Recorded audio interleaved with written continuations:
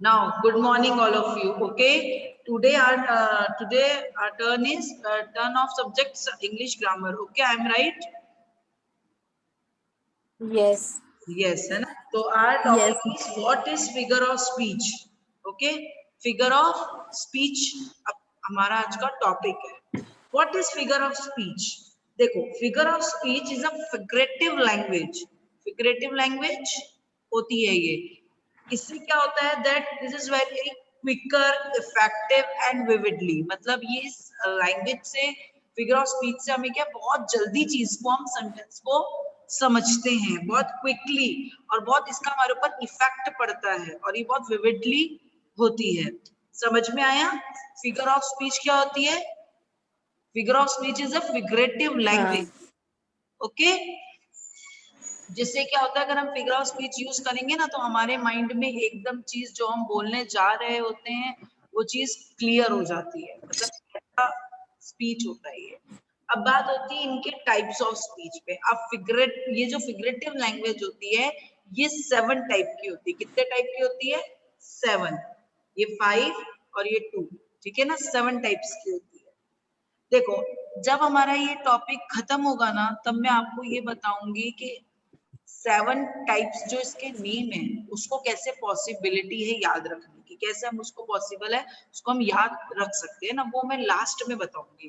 पहले जब हम सारे पढ़ लेंगे ना, जब आपको सब आ जाएगा उसके बाद मैं आपको जो है वो बताऊंगी. फर्स्ट है सिमिली. SI. बेशक अगर आप लोग अपने संग कोई कॉपी और पेन लेकर बैठेंगे तो it's really good for you. Okay, because मैं कंटिन्यूशन में बोलूंगी तो if you have note somewhere ना तो it's really very helping for you. Recording तो अवेलेबल होगा बट अगर आप लिख लें तो ज्यादा बेस्ट होगा. First is a simile. क्या है फर्स्ट? Simile. हाँ, what is the spelling of simile? SIMILE. हाँ, यस, SIMILE. अब सिमिली में क्या होता है बेटा, इसमें ना सिमिली होता है कंपैरिजन बिटवीन अनलाइक थिंग. क्या होगी? Unlike thing Comparison. में कंपैरिजन होगा. इसके लिए जो वर्ड यूज होते हैं सिमिली में है ना वो होते हैं like, LIKE like, comma SASS, comma SO so. अगर आपको किसी भी सेंटेंस को सिमिली में चेंज करना है तो आपको इन तीनों में से एक वर्ड का इस्तेमाल करना होगा. और अगर आपको ये बताने को कोई कह दे कि भाई इसमें कौन सा फिगरेटिव स्पीच है, कौन सा टाइप्स ऑफ फिगरेटिव स्पीच है, तो आपको ये पता होना चाहिए कि लाइक, एज और सो सिमिली के अंदर ही आते हैं. अब आता है कंपैरिजन बिटवीन अनलाइक थिंग. मतलब एक थिंग है और दूसरी थिंग है, इन दोनों में ये अनलाइक थिंग्स हैं बट इनमें कंपैरिजन करने के लिए यूज किया जाता है. ठीक है ना. सपोज जैसे our example, our soldiers are as brave as lion. Our soldier are as brave as a lion. ठीक है ना, लायन. मतलब इसके अंदर अगर मान लो ये आपको एक एग्जांपल दे रखा होता और पूछा होता कि कौन सा फिगरेटिव स्पीच है, ठीक है ना, तो आप क्या बोलते? As brave as a lion. As brave as a lion. Underline कर लो इस वाले वर्ड को. As line as a lion. ये क्या है? सिमिली है. ठीक है ना. तो किसमें क्या यूज हो रहा है? एज. और दो अनलाइक थिंग्स है, सोल्जर और लायन. सोल्जर तो क्या इंसान हुआ, लायन क्या हुआ? जानवर हुआ, अनलाइक थिंग हुई. फिर इनमें कंपैरिजन हो रहा है. बट अच्छा फिर भी इस सेंटेंस के अंदर एक चीज कॉमन है. क्या कॉमन है वो चीज बताओ? Brave. ब्रेवरी. इसमें क्या क्या कॉमन है? ब्रेवरी. ठीक है ना. तो इसलिए क्या है, अनलाइक थिंग्स है फिर भी वन थिंग कॉमन है ना, और उसको एज ऐसे जोड़ा हुआ है. नेक्स्ट है she is like an angel. ये मैंने आपको पहले भी बताया था. She is like an angel मतलब एक गर्ल्स का कंपैरिजन एक एंजल से हो रहा है.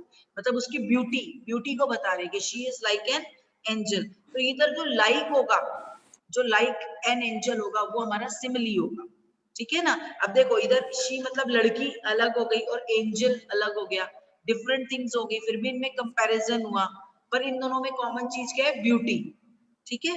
लास्ट है love is patient and so is my mother. अब इसमें सो इज माय मदर ये क्या हो जाएगा आपका? Simile. So is my mother क्या हो जाएगा बेटा? सिमिली. है ना. और लव इज पेशेंट. अब देखो लव और मदर, मतलब एक तरफ प्यार और माँ, इन दोनों के बीच में क्या हो रहा है, कंपैरिजन हो रहा है ना कंपैरिजन। तो ये होता है हमारा सिमिली। मैंने लास्ट क्लास में इसको एक्सप्लेन किया था, है ना। हाँ, बट अभी क्या, फिर उस वक्त ऐसे स्टार्ट हो गया था तो हम कंटिन्यू नहीं कर पाए थे, तो अभी मैं इसलिए आपको फर्स्ट स्टेप से बता रही हूँ। नेक्स्ट आता है मेटाफोर। इसमें क्या होता है, no comparison word use, no comparison word use, ठीक है। इसमें क्या होता है, एज, सो, लाइक, तीन वर्ड हमारे सिमिली में यूज होते थे, इसमें सो यूज नहीं होता है ना, और कंपैरिजन वर्ड्स नहीं आते हैं। जैसे एक थिंग है और दूसरी थिंग है, इन दोनों थिंग में सिमिली की तरह वन थिंग कॉमन होगी, बस। सिमिली और मेटाफोर में एक ही अंतर है कि इसमें कंपैरिजन वर्ड्स यूज नहीं होंगे, सिमिली में होते हैं। सपोज सिमिली का एग्जांपल था, our soldier as brave as a lion, as brave as a lion is a simile. अब इस सिमिली को अगर मुझे मेटाफोर में कन्वर्ट करना है तो मैं बोलूंगी our soldier are lion, are lion, हाँ, हाँ आर लायन, तो इसमें लाइक, क्या है, ब्रेवरी है। नेक्स्ट आ जाएगा, the camel is the ship of the desert. देखो कोई कंपैरिजन नहीं है, एज, लाइक, सो, कोई कंपैरिजन वर्ड नहीं आ रहा। सी द कैमल की तुलना किससे कर दी, शिप से कर दी, ठीक है ना। Life is a dream, life is a dream, है ना, लाइफ और ड्रीम सीधा कंपैरिजन कर दिया, कोई वर्ड यूज नहीं किया मेटाफोर में। ये क्लियर होगा आपको, है ना, यस, है ना। पर्सोनिफिकेशन पढ़ाया था लास्ट में, नहीं नहीं पढ़ाया था। सिर्फ ये दो ही पढ़ाए थे, सिमिली, मेटाफोर। अब ये जिन बच्चों ने उस वक्त जो अटेंड नहीं थे वो भी सुन लें, है ना, और बाकी रिकॉर्डिंग्स है, आफ्टर रिकॉर्डिंग में इसे यूट्यूब पे और बेंजामिन ग्रुप में डाल दूंगी। आपको जब एग्जाम नियर हो, आपको पढ़ना हो फिगरेटिव स्पीच, तो आप मेरी ये रिकॉर्डिंग सुन लीजिएगा, ओके ना। Next is personification. अब पर्सोनिफिकेशन में क्या होता है, देखो इसमें ह्यूमन क्वालिटीज, ह्यूमन क्वालिटीज कौन कौन सी होती है बेटा, नॉन बताओ। लिविंग ऑब्जेक्ट, हाँ, मैम, ह्यूमन क्वालिटी मीन्स उसके action, feelings, emotions. Yes, emotion, desire, sensation, gesture और स्पीच, ये ह्यूमन क्वालिटी होती है, ठीक है। अब इसको क्या करता है वो, ऑब्जेक्ट और आइडियाज, मतलब इसके संग यूज करके जो सेंटेंस बनता है उसको हम क्या कहते हैं, personification, personification. First example, the sun smile at us. Smile क्या है, ह्यूमन क्वालिटी, क्या है स्माइल, ह्यूमन क्वालिटी, और किससे हो रहा है इसका, ऑब्जेक्ट क्या दे रखा नॉन है यहाँ पे, सन, क्या दे रखा है, the sun sun, smile at us, sun हमारे ऊपर हंस रहा है, सन। और स्माइल, स्माइल इंसान की क्वालिटी, और ऑब्जेक्ट क्या है यहाँ पे, सन, सन के संग जोड़ दिया। तो जो इस तरीके के वो सेंटेंसेस, नॉन लिविंग थिंग है। हाँ, और इस तरीके के जो सेंटेंसेस होते हैं, that's called personification. Next example, the star, listen to me carefully, okay. The star dance playful in the moonlight sky. फिर सुनना, the star danced playfully in the moonlight sky, मतलब डांस, डांस कौन करता है, human, हम लोग करते हैं ना। अब इसका कंपैरिजन किससे हो रहा है, स्टार से। स्टार क्या है, ऑब्जेक्ट, ऑब्जेक्ट है ना बेटा, ऑब्जेक्ट है ना। यस, मतलब इसमें क्या कह रहे हैं कि जो स्टार है वो कैसे डांस कर रहे हैं, बहुत प्लेफुली मूनलाइट स्काई में डांस कर रहे हैं स्टार्स।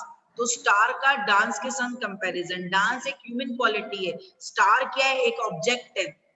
तो इस तरीके के जो आते हैं ना सेंटेंसेस, दैट्स कॉल्ड पर्सोनिफिकेशन।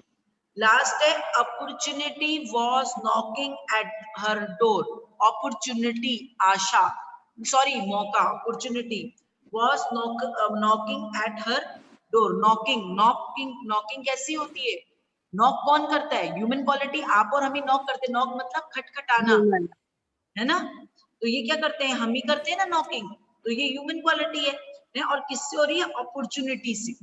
और अपॉर्चुनिटी क्या है, एक आइडिया या एक ऑब्जेक्ट, उससे कंपैरिजन हो रहा है ना, मतलब उसकी उसके करके जो है वो एक वर्ड बन रहा है। अब देखो इन सेंटेंसेस में एक बहुत, अभी हमने सिमिली पढ़ा, मेटाफोर पढ़ा, पर्सोनिफिकेशन पढ़ा, इन लोगों में वन थिंग कॉमन होती है कि जो अर्थ होता है ना वो आपको पढ़ते ही समझ में आ जाएगा, होता है कि नहीं होता? Yes. मीनिंग आता है ना, जैसे the sun smile at us, मतलब सूरज हमारे पे हंस रहा है ना, मतलब इसका क्या मीनिंग हुआ ये हम अच्छे से समझ रहे हैं. Opportunity was knocking at her door, opportunity ने उसका दरवाजा खटखटाया, है ना, मतलब उसको आगे बढ़ने का चांस मिला. यही मतलब हुआ ना, यही मतलब हुआ ना, opportunity was knocking at her door, मतलब आगे बढ़ने का मौका उसके दरवाजे पे आके खटखटाया, मतलब उसे आगे बढ़ने का मौका मिला. यही मतलब हुआ ना इस सेंटेंस का. हाँ. एक थर्ड अर्थ निकल रहा है ना, मतलब हमें पढ़ते ही समझ में आ रहा है ना. अब जैसे सपोज करो हम हिंदी में यूज करते हैं कि तेरा दिमाग खराब है, तो क्या सच में किसी का दिमाग खराब होता है? क्या नहीं होता? नहीं होता ना, पर नहीं. हम ऐसा बोलते हैं ना, बोलते हैं ना हिंदी के सेंटेंस में, तेरा दिमाग खराब है क्या. नहीं, वो बोलने का मतलब ये होता है कि तुझको समझ में नहीं आ रहा क्या, तेरा दिमाग खराब होने का मतलब क्या होता है कि तुझे समझ में नहीं आ रहा. बट हम क्या बोलते हैं, तेरा दिमाग खराब है. दिमाग कभी खराब थोड़ी हो सकता है किसी का, वो तो चलता रहेगा. तो सेम जैसे हम हिंदी में ऐसा बोलते हैं ना, तो सेम ऐसा इंग्लिश में भी होता है फिगर स्पीचेस में. मतलब आप बोल को ऐसी चीज रहोगे, सामने वाला क्विकली उसको अंडरस्टैंड कर जाएगा. ये होती है फिगरेटिव लैंग्वेज. समझ में आया? समझ में आया बेटा? हाँ मैम. हाँ. Yes ma'am. निधि आपको Yes मैम. समझ में आ रहा है ना? आपको लगे ना कि मैं ज्यादा फास्ट पढ़ा रही हूँ तो मुझे बोलना, मैं धीरे हो जाऊंगी. ओके. नहीं अभी मैम, फास्ट ही अभी पढ़ाओ. हाँ, जैसे अभी हमने क्या क्या पढ़ लिया? अभी हमने सिमिली, मेटाफॉर, पर्सोनिफिकेशन ये पढ़ा. Personification. हाँ, हाँ. ठीक है अब ना. repetition. अच्छा, अब मुझे बताओ, सिमिली, मेटाफॉर और पर्सोनिफिकेशन में कोई दिक्कत है? Any No problem? Ma'am. Next No. Start करूं? Yes. नेक्स्ट हमारा आता है हाइपरबोले. क्या आती है? Hyperbole. H Y hy, H Y P E R, hyperbole, B O L E. ठीक है, हाइपरबोले. इसमें क्या होता है? एक्सग्रेट, ओवर स्टेल और एक्सप्रेसिंग समथिंग. मतलब इसमें क्या किया जाता है कि कोई भी चीज को, ये जब आप सेंटेंस पढ़ोगे हाइपरबोले, इसमें ये होता है कि कोई भी, मतलब कुछ भी एक्सप्रेशन समथिंग कुछ भी होगा, उसको फोर्सिबली और क्लियरली, आप क्लियरली वो शो होगा सेंटेंस के अंदर, स्टेटमेंट में वो शो होगा. ठीक है ना, मतलब फोर्सिबली आपको पता लग जाएगा कि यार ये दबाव है एक तरीके का ना. फोर्सिबली और बहुत चीजें क्लियर होंगी उस सेंटेंस में, वो होगा हाइपरबोले. ओके. फॉर एग्जाम्पल समझो, द रिवर ऑफ ब्लड, ध्यान से सुनना, the river of blood flooded in the battlefield. मतलब The river of blood हाँ, flooded in the battlefield. in a battlefield.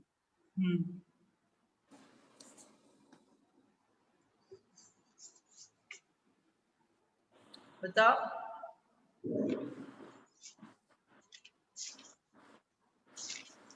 Ma'am, river के ऊपर float कर रहा है. The river of blood flooded मतलब लड़ाई के जंग में खून की नदियां बह रही है. समझ में आए? The river of blood flooded in the battlefield. Battlefield में क्या हो रहा है? खून की नदियां बह रही हैं. तो ये क्या हो गया एक तरीके से, इस सेंटेंस को सुन के आपके मन के अंदर क्या आता है कि वहां पे इतना बुरा हाल है, वहां पे इतनी बुरी लड़ाई हो रही है कि वहां खून की नदियां बह रही हैं. मतलब इस सेंटेंस को आपको समझ में आ गया ना, आपके आपके अंदर एक्सप्रेशन एकदम क्लियर हो गया ना कि वहां का हाल क्या होगा. हुआ कि नहीं हुआ बताओ? हम्म. मतलब इतनी बुरी हालत है उस जंग के मैदान में कि खून की नदियां बह रही हैं. तो एक लाइन से आपको ये क्लियर हो गया कि उस जगह की हालत कितनी खराब है. That's it's hyperbole. ठीक मैम, है. इसका डिफाइन बोलो ना, हाइपर बोले का. हैं? मैम, इसका डिफाइन बोलो ना, लिखने के लिए नोट में. देखो, इसमें क्या करो, इसको नोट डाउन करने का एक तरीका है कि एक साइड पे लिखो एक्सक्रेटिव ओवरस्टेल, है ना, एक्सक्रेट एंड ओवरस्टेल लिखो. लिखा? EX EXA, EXA देखो मैं बताती हूँ, EXA double G E double X A G, double G हाँ, E R A T E। Exaggerate, exaggerate समझते हो? एक्सग्रेट का मतलब होता है किसी भी बात को बढ़ा चढ़ाकर बोलना। ठीक है, चाहो तो हाँ हिंदी में लिख हाँ लो अगर मीनिंग समझ में नहीं है। एक्सग्रेट फिर स्लैश लगाओ। हाँ, ओवरस्टेल, OVERSTALE, ओवरस्टेल।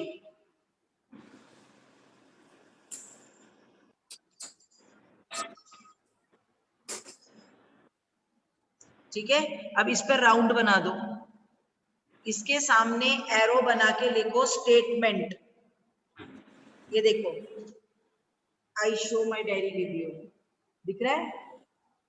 मैम ब्लर दिख रहा है, ब्लर, अब ब्लर ही दिख रहा है, आपका कैमरा पूरा ब्लर है। एक मिनट, अब दिख रहा है? अब क्लियर? अब ब्लर नहीं है हर्षिका, अब नहीं है ना ब्लर? मैम ब्लर ही आ रहा है तो भी। ब्लर नहीं है बेटा, वो आई थिंक हो सकता है आपको शो में दिक्कत हो, क्योंकि मेरा फेस एकदम क्लियर आ रहा है। मैं बोल रही हूँ, आप लिख लो एक्सक्रेटिव आउट ओवर स्टेल, गोला बनाना, बनाया, मेक अ राउंड, हाँ, और उसके जस्ट ओवर सामने। स्ट्रेट पे राउंड बनाना है, क्या बेटा? ओवर स्ट्रेट पे राउंड बनाना है ना। एक्सक्रेटिव ओवर स्टेल दोनों एक ही साथ लिखे हुए हैं, इन दोनों पे ऐसे गोला बना दो।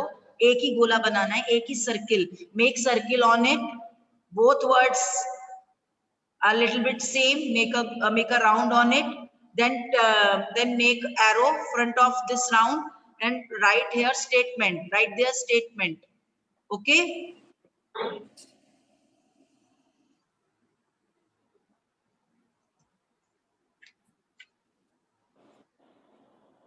हाँ हाँ, ठीक है ना स्टेटमेंट। अब जो स्टेटमेंट है ना, अब ये जो एरो लगाया है इसके ऊपर लिख लो एक्सप्रेसिंग समथिंग फोर्सिबली क्लियरली। क्या?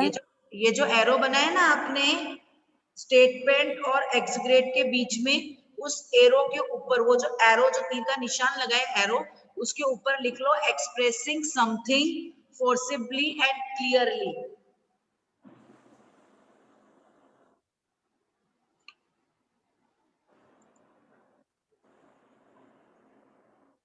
यस। है ना? और फिर उसके नीचे आ जाएंगे, मतलब कोई भी स्टेटमेंट को बढ़ा चढ़ाकर बोलना या ऐसा बोलना कि फोर्सिबली आपको पता लग जाए कि उस जगह पे क्या हुआ होगा और एकदम क्लियर हो जाना, ये मतलब है इन हिंदी हाइपरबोले का। Okay, next question, next example देखो इसका। You are brighter than the shiniest star, you are brighter than the shiniest star. अब इसको मीनिंग बता दो, बताओ यू इसका। Are, you you are, are brighter than the shining star, brighter than the shining star मतलब तुम इतने, you are brighter than the shining star मतलब तुम शाइनिंग स्टार से भी ज्यादा ब्राइटर हो, ब्राइट हो। समझे? हम्म, समझे तुम क्या हो? हाँ शाइनिंग हाँ, स्टार से भी यू आर ज्यादा ब्राइटर हो। ब्राइटर। मतलब देख लो कितना, मतलब उसकी ब्राइटनेस को किस तरीके से बताया कि मतलब शाइनिंग स्टार से भी ज्यादा ब्राइट, तो मतलब कितना ब्राइट होगा वो, just think about it. Okay, last है, her brain is the size of pea, उसका दिमाग कैसा है? पी के जैसा है, मटर के दाने के जैसा छोटा सा, है ना? ये भी बता रहा है कि मतलब कैसा दिमाग है उसका, छोटा सा, पी के दाने जितना। Her brain is the size of a pea, मतलब हाइपरबोले में हर जो स्टेटमेंट होगा वो बड़ा चढ़ाकर बताया जाएगा, है ना? फोर्सिबली आपको क्लियर हो जाएगी चीज कि वो क्या कहना चाह रहा है, अगर अच्छा तो कितना अच्छा, और अगर बुरा तो कितना बुरा, वो एक लेवल आपको पता लग जाएगा, वो स्टेटमेंट होगा हाइपरबोले। ठीक है,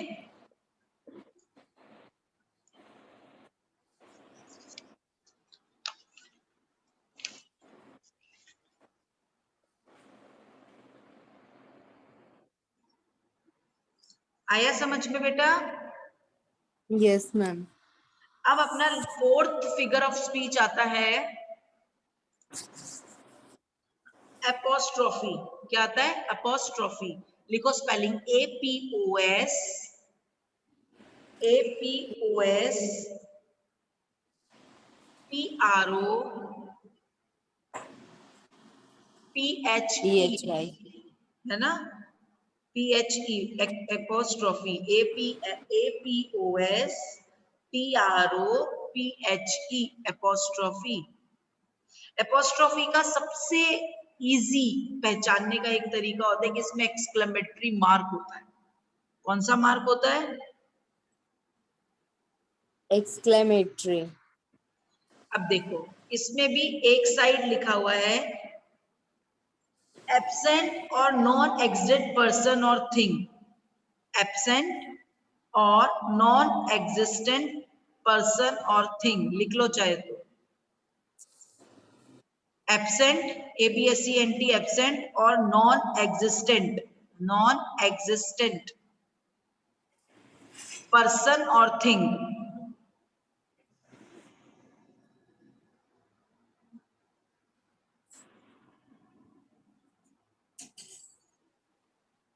कोई भी चीज जो एब्सेंट है, जो कि नॉन एग्जिस्ट है, ठीक है, उसको फिर एरो लगाओ इसके सामने। ठीक है, एरो बना के लिखो addressed as it is present. Addressed ADDRESSED addressed And as it it is, is addressed as it is present and capable of understanding. and capable. And and है ना, capable of understanding।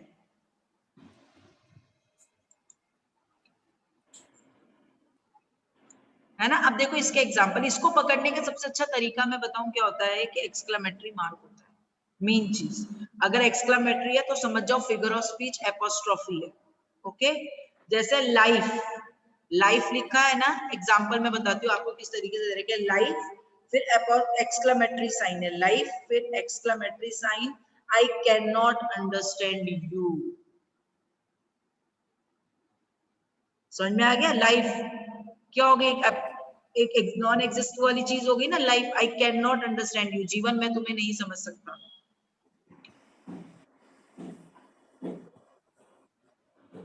समझ में आया? Yes. Next है Y don't you ever work you stupid computer.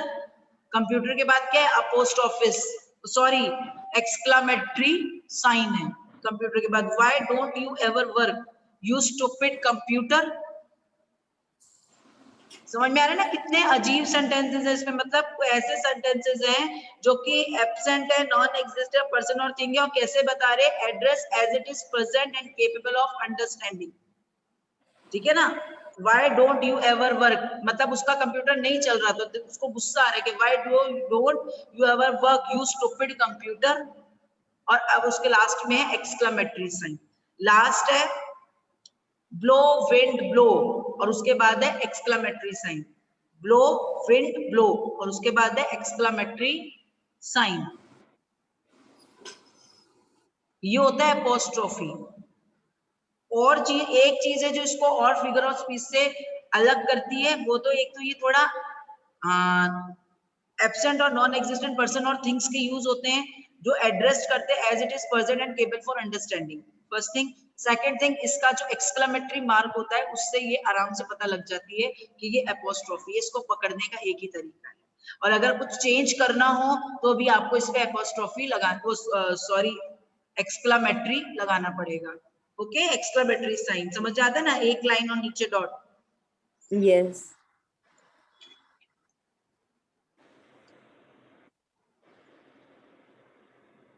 अब देखो अब कौन से नंबर का आएगा? फोर्थ नंबर, फिफ्थ नंबर का।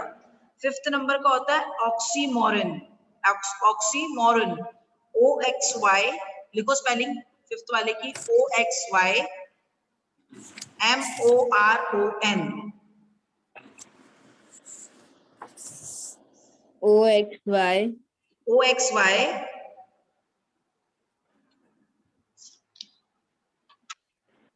आई थिंक टाइम ओवर हो रहा है, इस टॉपिक का सिर्फ नेम लिख लो और नेक्स्ट क्लास में जब भी होगी मैं आपको ऑक्सीमोरन और लास्ट हमारा ओनोमेटोपिया ये दो बच रहे हैं फिगर ऑफ स्पीच, ये मैं आपको एक्सप्लेन करूंगी। उसके बाद मैं आपको एक ट्रिक बताऊंगी कि किस ट्रिक से आप इन 7 फिगर स्पीच के नेम को लर्न कर सकते हो। ठीक है, एक ट्रिक होगी उसको याद रखने की कि आपको कैसे पता चलेगा, क्योंकि 7 फिगर ऑफ स्पीच है तो इट्स नॉट पॉसिबल कि आपको वो सारे नाम याद हो जाएंगे, बिकॉज नाम भी थोड़े ऐसे ही हैं। तो मेरे पास एक ट्रिक है, मैं आपको वो ट्रिक से इंट्रोड्यूस कराऊंगी नेक्स्ट क्लास में।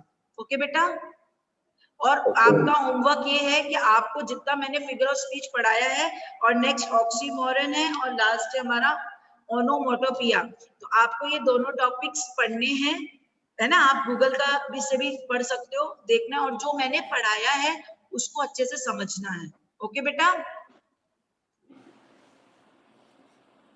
अभी तक किसी को प्रॉब्लम है जितना मैंने पढ़ाया है उसमें? If you have any problem then please discuss with me. No ma'am. कोई प्रॉब्लम नहीं है? आपको अच्छे से समझ में आया जो मैंने समझाया?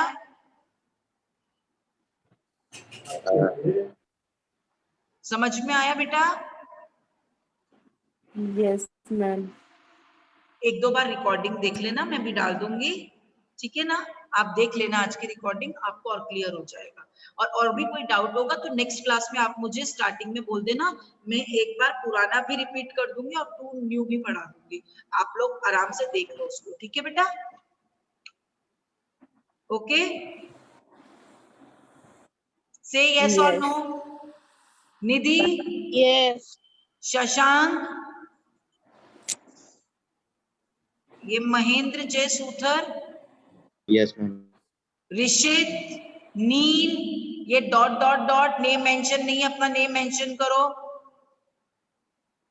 ओके, देखना बेटा, नहीं समझ में आता तो मेरे से पूछ लेना, मैं फिर से एक्सप्लेन कर दूंगी। ओके, फोटो मत दिखाया करो, अपना नाम लिखो। Bye bye. Bye ma'am.